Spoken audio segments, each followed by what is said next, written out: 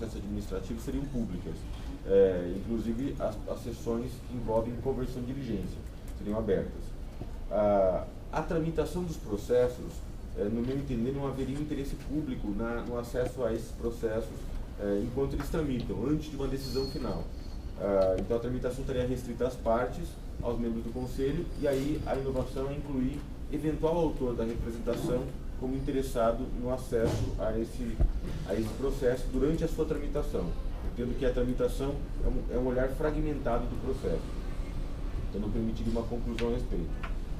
Até a decisão final, todos os atos publicados omitiriam o nome completo da pessoa processada, só as iniciais. Eventualmente, com a decisão final, o ato seria publicado, seja ela de arquivamento da sindicância, do processo, ou seja ela de sanção, com a decisão final, ela seria publicada com o nome da pessoa processada. Então, haveria, na verdade, uma ressalva durante a tramitação do processo e até a decisão final. Não importa qual o sentido da decisão final, arquivamento ou não, até essa decisão, o processo não seria de acesso amplo, o processo seria de acesso restrito, as sessões seriam públicas e os nomes só seriam divulgados quando a decisão final, ou seja, eventual arquivamento ou eventual sanção aplicada. Aí haveria a publicação formal. Eu acho que isso, no meu ponto de vista, resguardaria, de um lado, a presunção de inocência e eventual pré-julgamento daquela situação, e de outro, permitiria, com a publicidade das sessões e do próprio ato que deu ensejo à sanção ou ao arquivamento, o que a transparência prevista na lei exige, ou seja, a transparência das decisões e dos atos de julgamento, não necessariamente dos atos de processamento, no meu ponto de vista. Se quiserem, eu posso ler a minuta de deliberação. Há um comparativo entre a proposta original, a versão atual, a proposta original da ouvidoria e as alterações que são sugeridas. Vocês querem que eu leia a minuta? Posso fazer uma consideração? Eu vou pedir vista já no manifesto nesse sentido e talvez, não sei ainda, mas talvez eu também possa chegar a algumas conclusões e venha oferecer alguma alteração à proposta original, à sua proposta. Então, eu faço a seguinte sugestão, que sejam suspeitos, né, os debates e a sua leitura, e depois façamos uma leitura, uma análise dessa tabela, já com as alterações ou não, né, propostas pela corregedoria. Na verdade, o meu voto a parte final do meu voto resume bem quais são as nuances que eu insiro.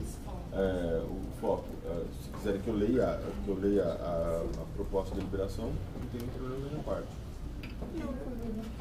Eu acho que, independentemente do pedido de vista que já foi manifestado pela corregedora, é importante talvez a gente debater um pouquinho a questão até para...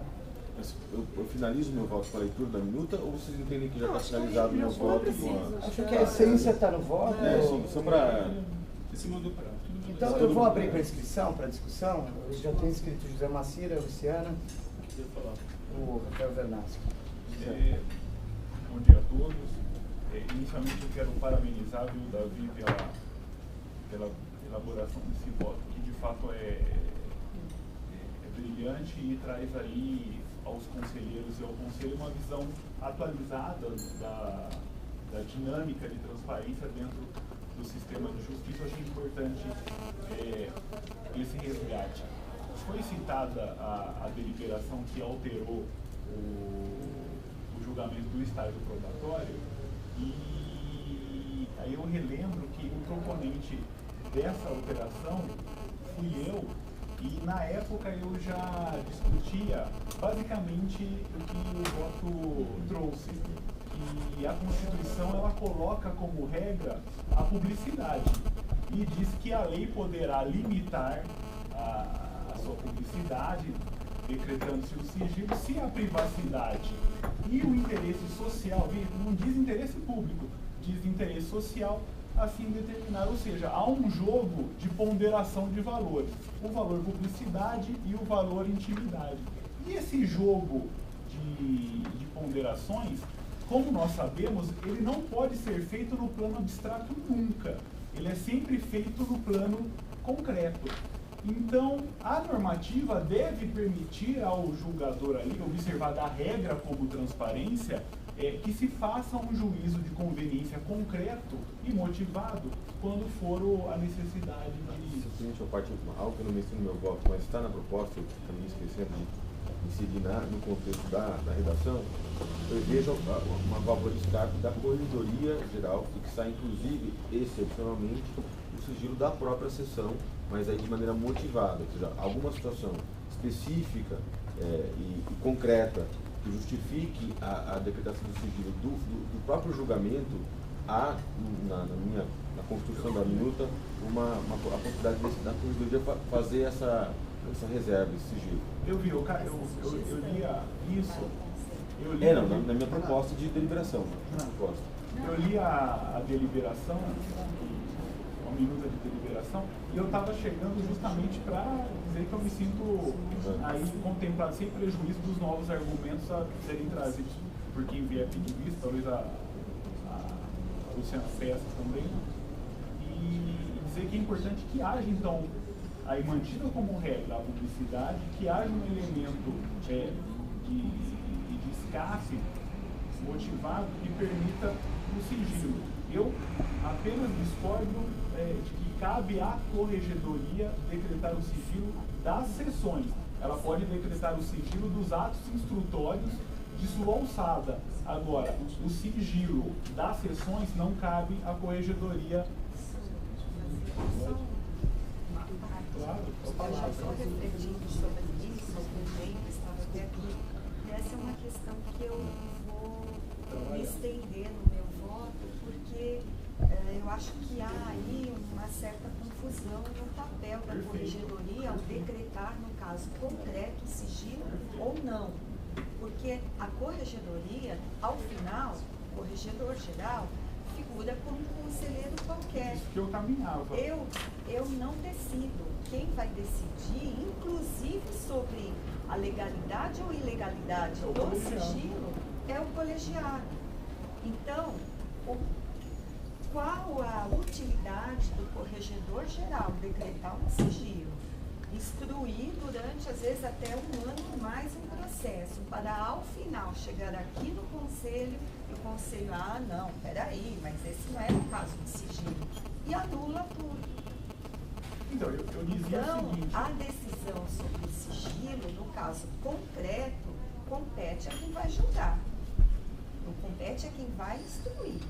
Eu dizia que, porque a minuta trata de dois momentos distintos, o momento instrutório e o momento julgador, de julgamento. Mas estou indo já além, isso vai constar no meu voto. Por hora, eu entendo que na parte instrutória, porque de alçada exclusiva, ou seja, excluindo todos os demais da Corregedoria, cabe a ela decidir sobre a tramitação dos seus autos.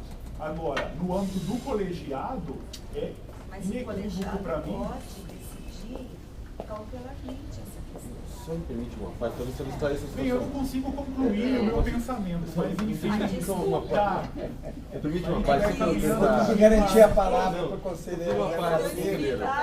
A minha história é muito angustiante, porque eu imagino que a Luciana queira fazer intervenções sobre isso. Eu vou ter que fazer a garantia da palavra para o conselheiro Zé Macedo. Desculpa, é que eu fico... Está garantida essa palavra, conselheiro. Tá, então só reiterando esse entendimento que ao colegiado, não tenho dúvida, dificilmente alguém vai me demover de que cabe ao colegiado decidir sobre o sigilo. Agora, no campo instrutório, é apenas a Corregedoria Pública, da Corregedoria Geral. Não consigo ver o colegiado determinando a Corregedoria como proceder. Porque a relação instrutória, ela é entre apenas o indiciado e a Corregedoria, e a Defensoria na figura da Corregedoria.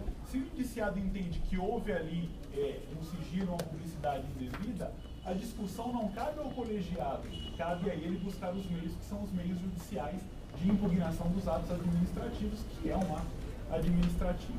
Mas eu acho que a proposta caminhou bem. Eu apenas não discordo quanto à impossibilidade da administração fazer um juízo de constitucionalidade. Me parece que a interpretação que a gente faz, até o Habermas, né, fala da Constituição aberta, de que todo mundo é intérprete constitucional, e a administração cabe aplicar a lei de ofício. E dentro do direito moderno, dentro da visão da nova concepção de Estado, direito é o bloco jurídico, e dentro do bloco jurídico está a Constituição. Então cabe sim à administração aplicar a Constituição de ofício ou realizar o seu juízo de inconstitucionalidade. Um ponto diferencial, e que não exclui a competência do judiciário, é que a administração não diz de forma definitiva sobre legalidade ou inconstitucionalidade. Quem diz de forma definitiva é apenas o judiciário. E aí eu apenas lamento que a Defensoria Pública Geral não siga este entendimento esposado no voto, porque ela faz juízo de legalidade dos atos do Conselho, como o caso do Kim Payne, que ela entendeu que é ilegal e não cumpriu. Então é realizado sim, é importante. Eu gostaria que a defensora seguisse. Vocês não editam leis por enquanto, né? Então essas as Vocês não editam leis ainda. É ato normativo. É completamente diferente a situação. É outro debate, mas queria trazer essas questões, mas parabéns ao voto. Uma parte, mas bom, lugar que esteja, um lugar de discussão. Luciana? Antes de entrar no ponto que eu pretendo trazer, eu queria dialogar com essa última fala do Moacir, na perspectiva de que essa defensoria já atuou, sim, nesse sentido, por exemplo, com relação à exclusividade dos convênios. Mesmo enquanto havia previsão constitucional, estadual e na 988 com relação à exclusividade do convênio com a OAB, se firmava convênios com outras entidades, indo na direção oposta do que está firmando aqui. Então, eu queria lembrar que a gente tem precedente nesse sentido, que a gente poderia perfeitamente seguir aqui se assim entendêssemos conveniente. Posso só uma parte dessa colocação? Tanto que a minha construção do voto, se eu perceber, é isso. Eu posso, apesar do dispositivo legal falar o dispositivo legal está falando em sigilo. Apesar do dispositivo legal falar em sigilo, eu posso transcender o dispositivo legal e valer de uma outra normativa, que é tanto a Constituição quanto a normativa da Lei de Acesso à Informação. O que eu afirmo, e aí dialogo com o Moacir, é da impossibilidade deste Conselho, da Defensora Geral, declarar a lei inconstitucional.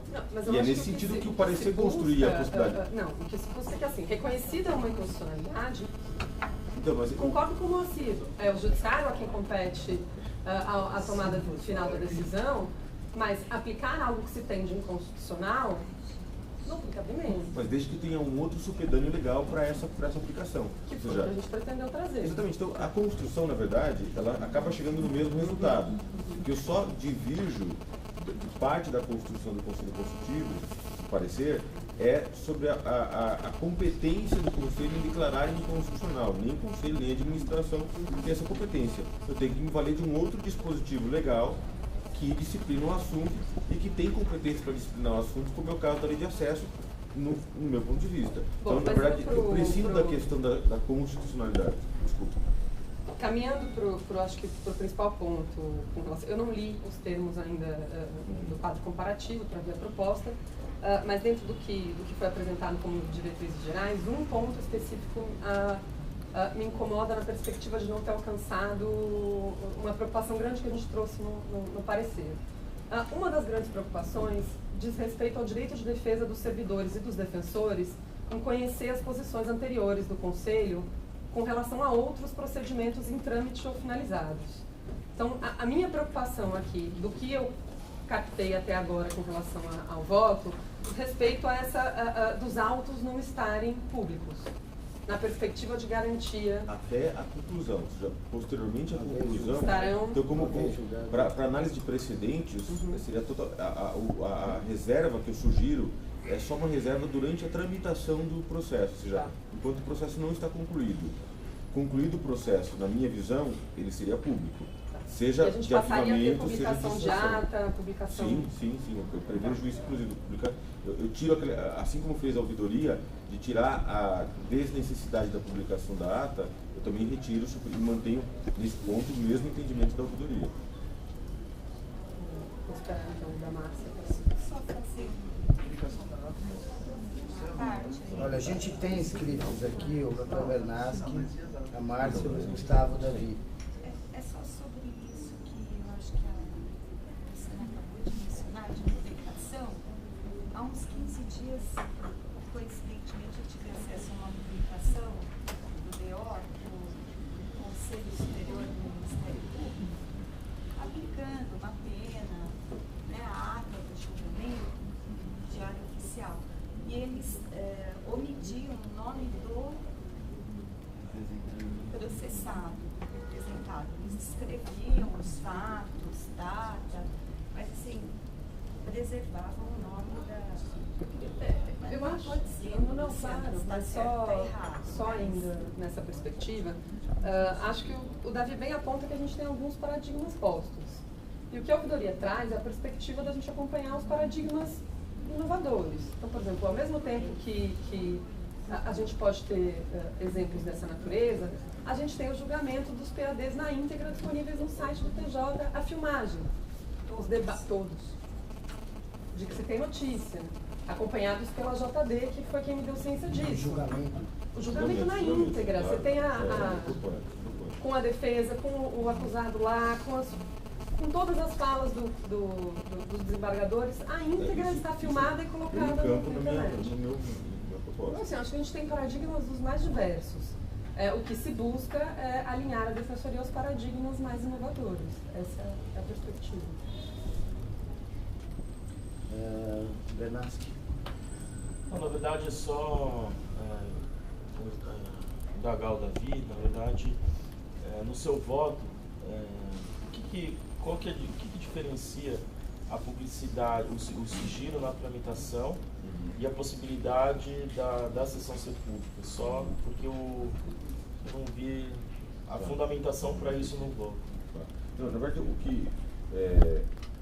esse voto foi um processo de idas e vindas mentais, né? Você vai e talvez até esse ponto que o Moacir levanta da corregedoria, eu tinha pensado inicialmente como uma postura da corregedoria indicar como uma reserva na tramitação do processo.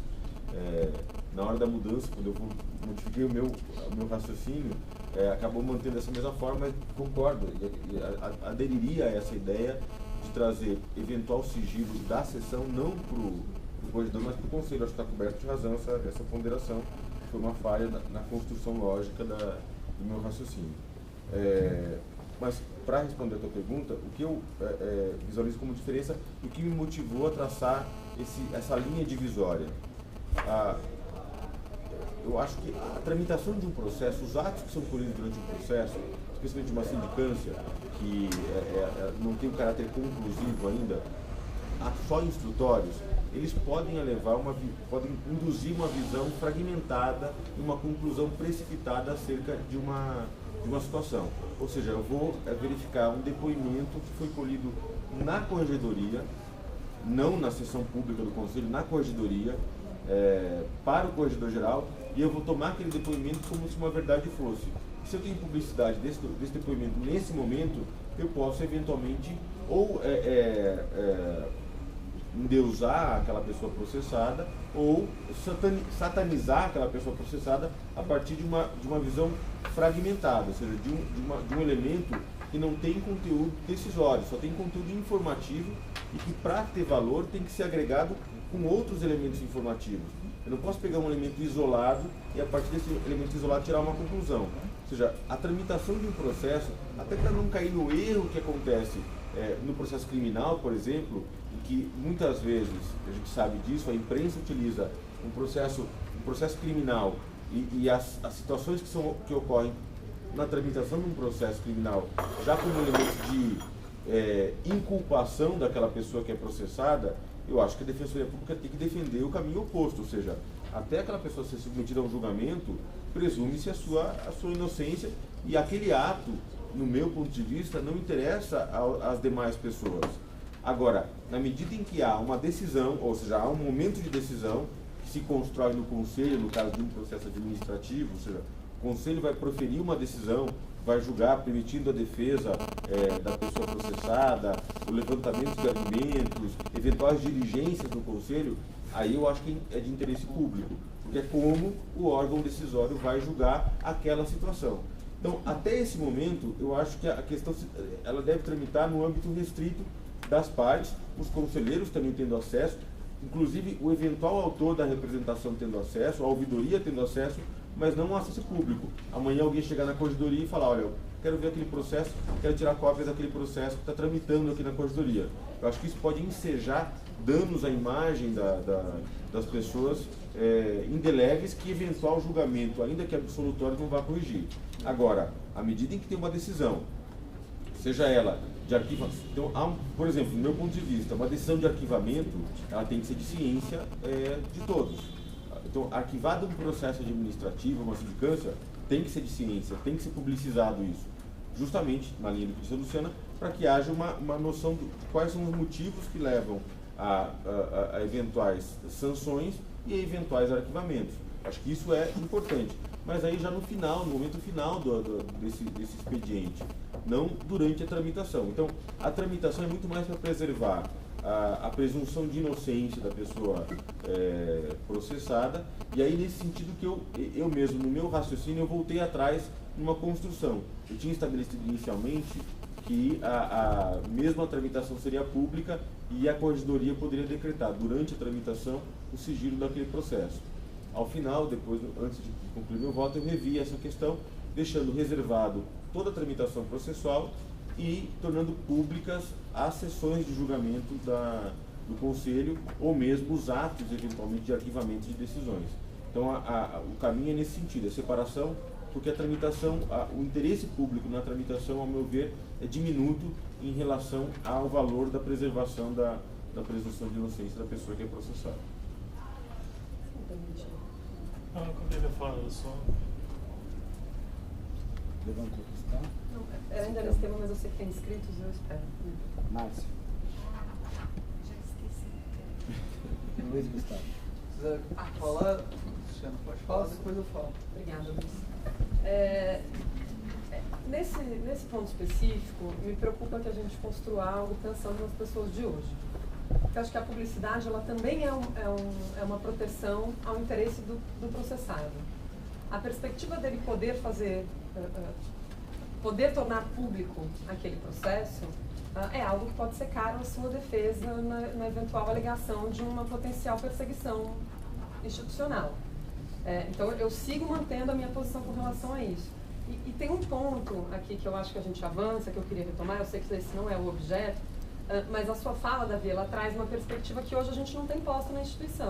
É de que a ouvidoria também teria acesso a esses procedimentos durante a sua tramitação. No voto, eu coloco isso, eu coloco que todos os membros do Conselho, nesse sentido, considerando a ouvidoria como membro do Conselho, teriam acesso à tramitação do processo. É o que eu construí na... Luiz. Enfim, chegou.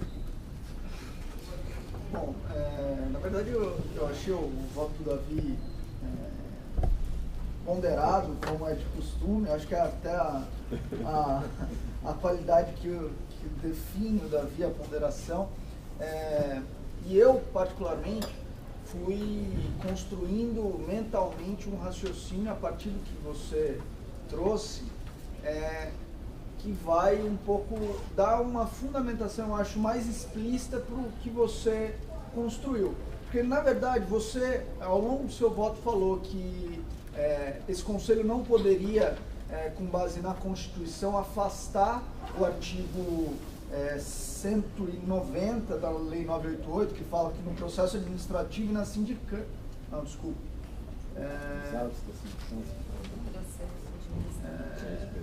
Os autos de sindicância e de processo administrativo somente terão acesso ao sindicato e tal. Enfim, que institui o sigilo aqui, o 191. Os autos da sindicância e do processo administrativo serão sigilosos e, ao final, arquivados na corregedoria.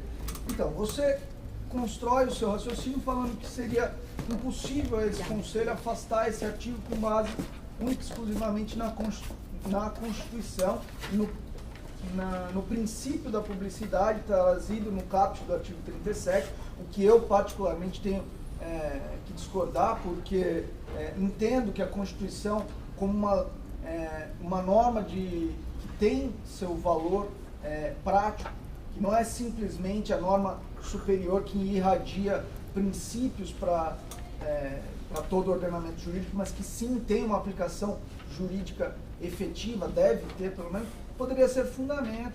Mas para além disso, eu acho que você acaba trazendo a lei de acesso à informação como uma derrogação, uma norma derrogadora do artigo 988, sendo uma lei especial que trata da publicidade posteriormente à 988.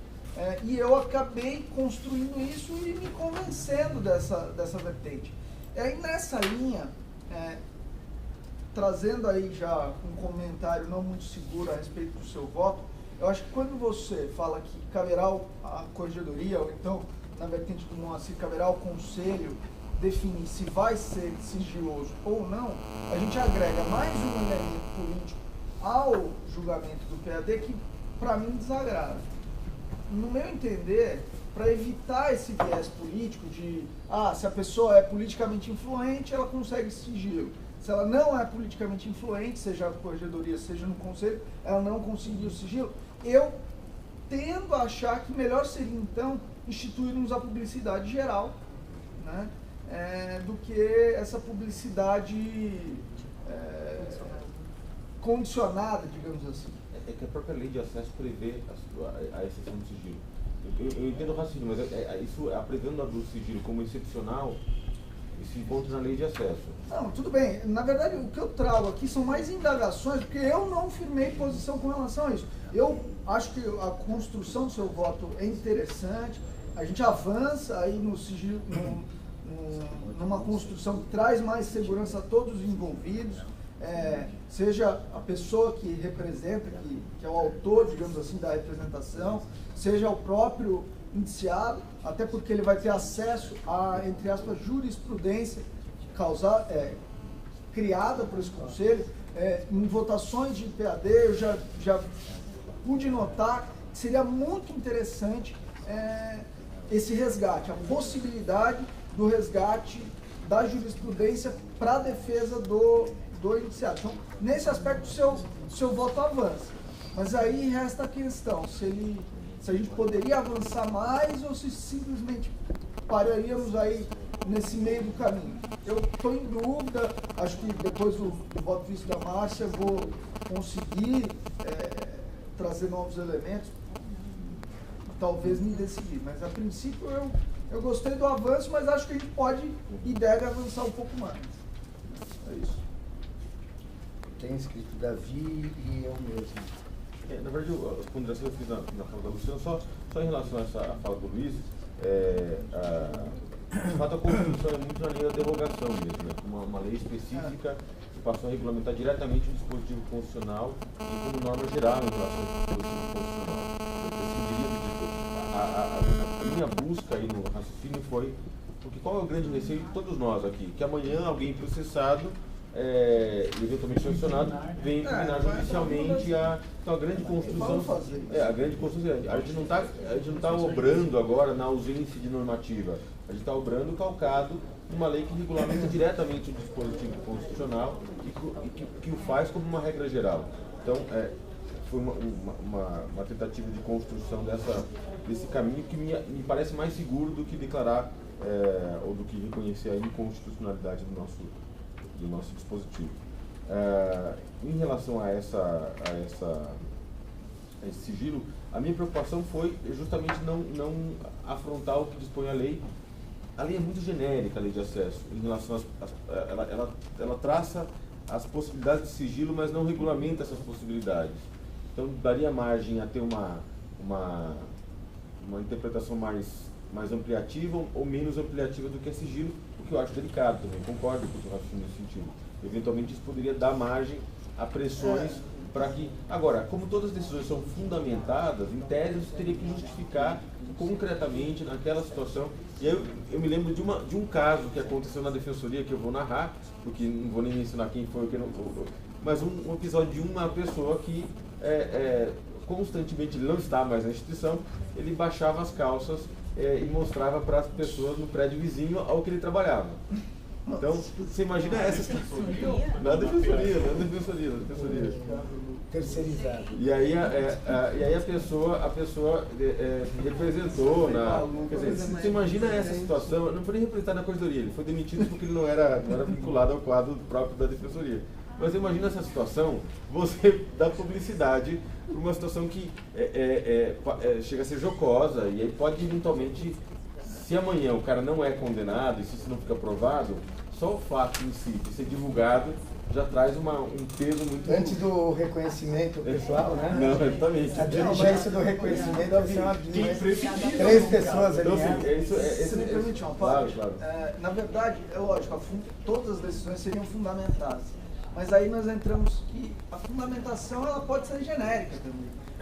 Eu cito aqui o exemplo das algemas em audiência. Claro, é verdade. Todo mundo usa lá a súmula do STF e fala, olha, por favor, tire a algema. O juiz fala, não, em virtude do tamanho da sala, ausência de PM, vou tirar e acabou, fica lá. Pode pedir nulidade o quanto quiser que não vai ter. Entendeu? É nisso que Mesmo o Supremo não vai reconhecer essa súmula. Eu concordo com a ponderação, porque de fato eu acho que ela pode dar margem a que a exceção acabe virando a regra e torne sem efeito a norma. De fato é delicado esse ponto, concordo com a ponderação. Mas eu acho que eu acho que o seu voto avançou, como eu havia dito, eu acho que o seu voto avançou, mas vale, fica aí a gente pensar aí até o efetivo julgamento. Bom, a gente tem já um pedido de vista, mas de qualquer forma eu queria dialogar com algumas das considerações que foram feitas. E acho que tem uma questão que me interessa muito, hoje estando na administração e como defensor, que é a questão da possibilidade da declaração administrativa da inconstitucionalidade ou não, que o Davi aborda e traz na corrente, que eu acredito seja francamente majoritária na doutrina constitucional hoje. O ministro Barroso, mas ele é citado pelo... Barroso, eu sinceramente acho que essa é uma grande discussão a gente traçar e encontrar esses limites e como a gente baliza isso.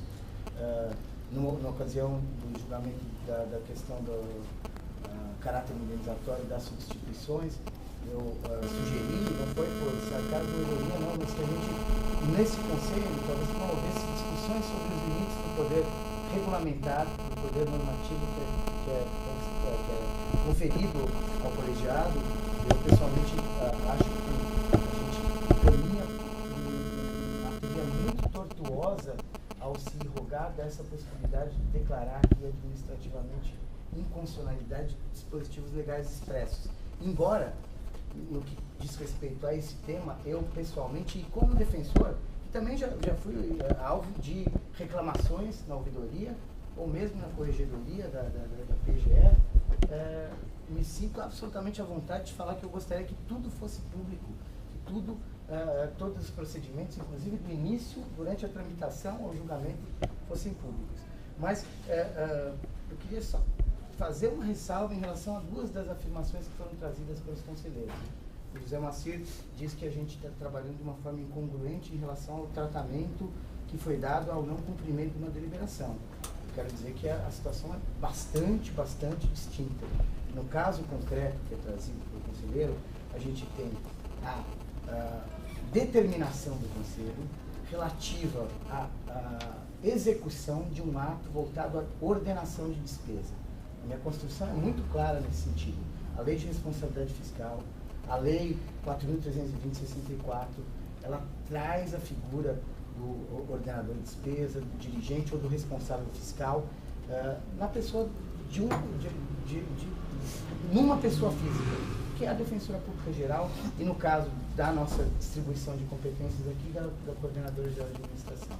E eu não entendo que é possível a um colegiado impor, e aí a gente não está tratando de inconstitucionalidade, não, eventual observância ou não, da determinação de um ato voltado à ordenação de despesa. Eu entendo que não é de atribuição administrativa e competência, completamente distinta a situação. Entendo que não cabe a esse conselho, em matéria de ordenação de despesa, impor, embora não seja ele o responsável fiscal e responsável legal sobre aquela ordenação, interpretações sobre dispositivos legais. Então isso está completamente fora do âmbito de declaração administrativa de inconstitucionalidade e defenderei, estando ou não na administração, essa reserva. Espero que os mais liberais, que entendem que a administração compete fazer o que bem entende em relação à inconstitucionalidade, ocupem a ordenação de despesa da instituição e a direção institucional e aí implementem todas essas benesses e vantagens, respondendo pessoalmente com o seu patrimônio a respeito disso. Então, eu faço essa distinção muito clara, são situações completamente distintas do que o conselheiro Davi trouxe aqui. E não quero parecer duro ou grosseiro, mas realmente esse é um ponto importante para mim, que já fui ordenador de despesa, enquanto a Daniela está de férias, respondo como dirigente fiscal da instituição e acho que esse conselho tem que amadurecer com muita tranquilidade a construção do que são esses limites. E, por outro lado, quero dialogar com o que a ouvidora trouxe também, pintando de contraditória a nossa atuação em relação ao convênio OAB. Eu acho que as palavras não são... não devem ser colocadas e postas. O que a conselheira traz é que a Defensoria, então, ela, de alguma forma, por sua gestão, entendeu e declarou, e na prática desoperacionalizou um artigo que previa a inconstitucionalidade ou a exclusividade do convênio. E eu queria lembrar um pouquinho o que é o teor do artigo 234, que foi declarado inconstitucional posteriormente, de fato, pelo Supremo. A Defensoria manterá convênio com a Seccional de São Paulo da Ordem dos Advogados do Brasil, visando implementar de forma suplementar as atribuições adicionais definidas no artigo 5º da lei. O que está posto nessa redação, eu acho que a gente tem que ter cuidado com as palavras e com as afirmações, para a gente não soar leviano mesmo, eu não me sinto leviana, Renato. Sinto muito. Tudo bem, eu estou fazendo uma reflexão da mesma forma que você fez. As palavras, elas são postas ao vento.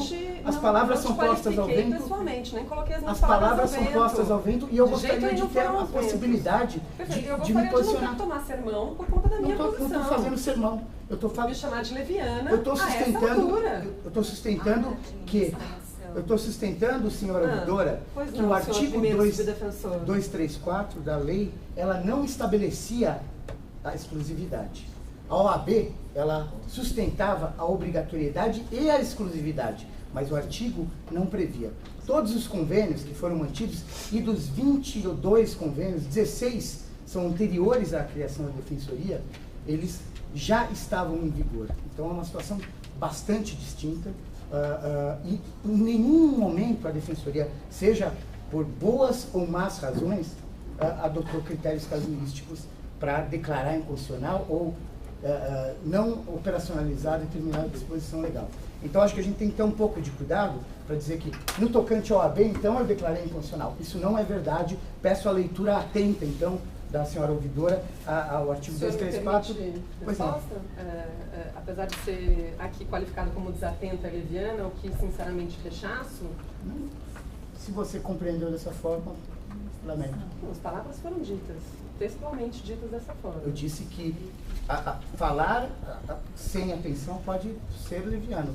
Se você se qualificou dessa forma, bom, é uma interpretação também. Assim como a sua a respeito da minha fala. Mas que fique claro que concordo com coerência, no sentido de que da mesma forma que concordaria, caso aquela decisão tivesse sido tomada ainda pela Defensoria, como dos 22, alguns foram sim firmados pela própria Defensoria, o que se alinha rigorosamente com o que eu disse, eu concordava naquele momento, como concordo nesse momento com essa perspectiva. Agora, se eu sou leviana por me colocar dessa forma, lamento. Eu lamento a sua colocação em relação a casuísmo de decisão administrativa aqui. Ok, lamento. Leia o artigo 234, antes de falar que a gente declarou administrativamente inconstitucional um dispositivo. Ótimo saber que o primeiro subdefensor quer dizer como é que a ouvidora tem que se comportar, como tem que proceder. Não. Quando a gente está num diálogo e num debate franco, a gente está preparado e aberto a ouvir, claro, e a falar. Quando a gente fala, a gente tem que estar aberto a ouvir. Então, eu peço de fato uma atenção, uma leitura. Eu prego o não casuísmo. Essa é uma das minhas cruzadas na administração.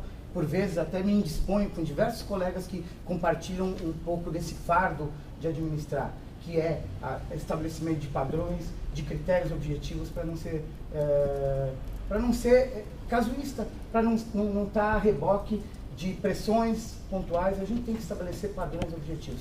Para mim, no tocante à interpretação da Constituição, não cabe a gente revogar, por entendimento próprio, um dispositivo legal expresso, né? Nesse caso, acho que o caminho ideal, embora seja extremamente simpático à absoluta publicidade de todo o procedimento, o ideal seria a revogação do artigo 190. Acho que a construção do Davi é uma construção válida. Tenho também dúvidas, porque a Lei de Acesso à Informação, ela, na verdade, ela regulamenta não as hipóteses de sigilo, mas ela regulamenta o sistema, os limites da transparência, ressalvando que as hipóteses de sigilo, elas são estabelecidas por lei. Então, acho que é uma discussão válida, acho que a gente tem que avançar com tranquilidade, serenidade, acho que é possível sim avançar até pelos limites, como sustentei aqui na sessão que a gente se debruçou anteriormente sobre isso, de interpretação do 190, quando ele fala, infelizmente, ou de uma forma pouco técnica, dos autos da sindicância ou do procedimento administrativo, a gente tem que enxergar o que tem antes, o que tem depois, o que a lei quer dizer com relação a esse sigilo, mas eu tenho como muito cara a observância da tripartição dos poderes, do espaço de cada órgão, e acho realmente, sem casuísmo, defendo e defenderei isso aqui na primeira sub, como defensor público, como cidadão, que existem espaços e arenas adequadas para determinadas discussões. A gente não pode esvaziar o poder legislativo, a gente não pode se rogar como executivo do poder de legislar, de executar e de julgar. Acho que essa é uma discussão, eu tenho talvez até dúvidas em relação a isso, gostaria muito de fazer uma discussão aprofundada em relação, acho que esse conselho, o amadurecimento dessa instituição vai passar necessariamente pela maturação, pelo amadurecimento desses conceitos, porque senão a gente fica aqui, às vezes, fazendo debates caricaturais e que não caminham no sentido de afirmação de determinados valores. A gente não tem distinção de valores, mas fica fazendo discussões que não levam a muitos caminhos. Pois não, Zé. E aí, com toda tranquilidade, agradeço o convite de vir aí integrar futuramente a administração aí como gestor, muito me honra. Sei que foi dirigido a mim e o foi porque... diversos colegas, não é exclusividade sua. Inclusive candidatos já anunciados. Eu fiquei até um pouco lisonjeado porque eu pensei, dirigiu a mim porque me considera apto. Eu gostaria muito de ver isso. Eu fiquei feliz. Mas não foi exclusivo não, foi a diversos colegas que defendem o poder irrestrito normativo e regulamentar. Mas aí, dentro do que você trouxe, eu não sou especialista na lei de improbidade, mas eu sei que até o particular que se beneficiou do ato concorre no ato e na responsabilização da improbidade, e não há por que o conselheiro e os conselheiros também não incorrerem. E dentro dessa perspectiva, eu acho que a Defensoria Pública Geral, como gestora de recursos e responsável principal por esse gasto, ela, dentro do que trouxe o voto do Davi, ela tem que reconhecer que os atos normativos emanados do órgão competente, e o Conselho é o órgão competente porque diz que cabe ao Conselho regulamentar e discutir e deliberar matérias relativas à autonomia administrativa e funcional da instituição, diz que cabe ao Conselho, a Defensoria não pode negar que existe uma eficácia normativa desse ato, que é a presunção de legalidade, e eu apenas discordo da maneira como foi feito. Eu acredito que se eu fosse aí gestor, e só falo dessa maneira porque você disse que gostaria de a mim e outros colegas nos ver nessa situação, a minha postura, que eu entendo a correta, seria o seguinte: o ato é lícito e presume-se lícito.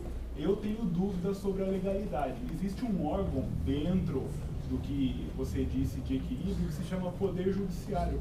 Eu, imediatamente, como defensora pública geral, diria o seguinte: estou sofrendo ato de coação e ilegalidade do Conselho Superior, o qual aponto como autoridade coatora porque determina que eu pague algo indevido.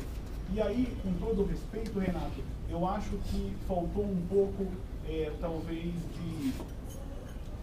de arrojo da administração de criar esse embate. O que foi muito chocante e muito desagradável, posso dizer, foi a administração simplesmente dizer é ilegal e não cumpre. O que nós sempre aqui discutimos não foi que a administração tem que aceitar como de legalidade absoluta o que o Conselho faz, mas que existem outros órgãos que decidiriam isso. Então, se eu fosse o defensor público geral, eu jamais descumpriria um ato do Conselho Superior sem buscar o Poder Judiciário. Eu diria, eu sou porque eles podem fazer isso, eu acho que é ilegal, mas eles podem, e eu vou buscar o Poder Judiciário para dizer, olha, faça cessar essa imediata legalidade do Conselho Superior. É só essas ponderações. Tudo bem, eu acho que a gente poderia até fazer a discussão mais profunda disso, mas como o que eu pontuei é que isso em nada se confunde com a hipótese que o Davi trouxe no voto, que é a declaração de inconstitucionalidade pela administração pública. Então, não se confunde, mas são afins, né? Não, é completamente distinta uma situação da outra, né? Eu acho que a gente pode aproveitar para requentar essa pauta, para sangrar a administração, por um prefeito, e a gente pode até aprofundar essa discussão. Acho que tem nuances a serem discutidas, mas em absoluto se confunde com o que o Davi trouxe no voto. Isso eu tenho segurança para dizer. Posso até ter dúvida em relação ao método, imaginar que poderia ser mais confortável ou não. Olha, sinceramente eu acho que não. Eu continuo achando, entrando numa outra discussão que não é essa, que o ordenador de despesa ele é pessoalmente responsável, tem obrigações legais, então há uma subversão em se achar que a competência normativa e regulamentar do Conselho ela é plena no que diz respeito à ordenação de despesa. Eu acho que a gente tem que encontrar o caminho.